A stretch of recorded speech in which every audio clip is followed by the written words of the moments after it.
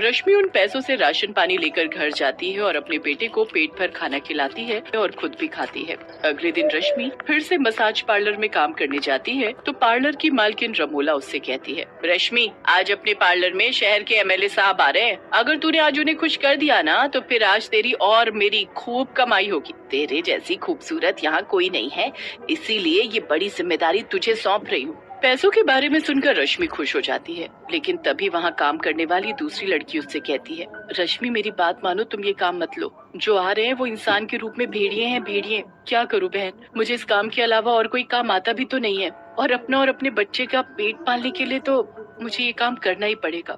ये कहकर रश्मि अंदर चली जाती है। रश्मि जब अंदर जाती है तो वहाँ एक बेहद ही काला और मोटा अधेड़ उम्र का भद्दा आदमी लेटा हुआ होता है। वो जैसे ही आंख खोलता है तो सामने रश्मि जैसी हसीन औरत को देखकर उसका चेहरा खिल उठता है। वो आदमी उस शहर का एमएलए होता है। उसकी गंदी निगाहें जिस तरह से रश्मि को घूर रही होती हैं, उसे देख रश्मि को बिल्कुल भी अच्छा नहीं लगता और वो बहुत असहज महसूस करती है। लेकिन फिर भी मजबूर रश्मि किसी तरह हिम्मत करके उसकी मसाज करने लगती है। तभी वो आदमी उससे कहता है, वाह वाह रानी तेरे हाथों में क्या कमाल का जादू है? तेरे छूने भर से ही मुझे जन्नत की सैर जैसा अनुभव हो रहा है। रश्मि झूठी हंसी हंसते हुए कहती है, आपका बहुत बहुत शुक्रिया साहब। अरे बस शुक्रिया, इससे बात थोड़ी ही ना बनेगी है। आज तो तुम्हें मुझे खुश करना ही होगा। आज मैं तुम जैसी हसीन परी की जवानी के जलवे देखना चाहता हूँ। मुझे आज जन्नत की सैर करवाओगी ना रानी?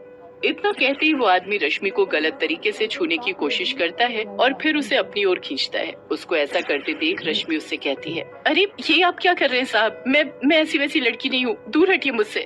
मेरी रानी, ये सब नखरे तो सभी लड़कियाँ दिखाती हैं, लेकिन बाद में सभी मान जाती हैं। हाँ। फिर वो आदमी जबरदस्ती रश्मि को किस करने की कोशिश करता है। रश्मि को गुस्सा आता है और वो पूरी जान से उसे धक्का देते हुए पीछे की तरफ धकेलती है।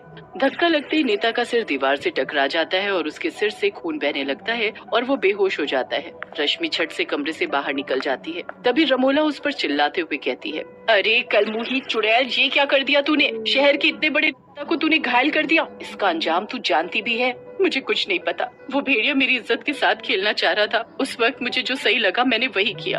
कलमुही, अपनी इज्जत इतनी ही प्यारी थी तो इस काम में कदम ही क्यों रखा? चल अब निकल यहाँ से। रमोला उसे काम से निकाल देती है। रश्मि रोते हुए घर पहुँच जाती है तो वंश उससे पूछते हुए कहता है, मम्मी आज आप इतनी जल्दी घर आ गई, और क्या हुआ? आप रो क्यों रही हैं? कुछ नहीं बेटा, मैंने वो काम छोड़ दिया। वो लोग अच्छे लोग नहीं है। अगले दिन सुबह रश्मि के दरवाजे की घंटी बजती है। वो दरवाजा खोलकर देखती है तो रमोला उस नेता के साथ आती है और वो आकर उससे कहता है, बेवकूफ औरत, तेरी इतनी हिम्मत है? तूने मुझे चोट पहुंचाई। अब देख मैं तेरे साथ क्या करता हूँ। नेता उस घर को खरीद लेता है। इसके बाद उसके गुंडे उन दोनों माँ बेटे को धक्के मारकर उस घर से बाहर निकाल देते हैं। माँ, अब हम कहाँ रहेंगे?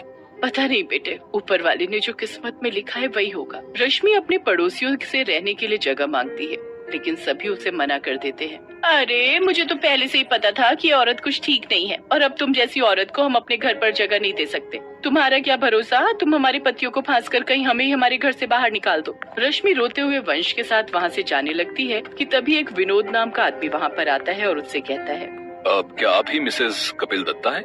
जी कहिए।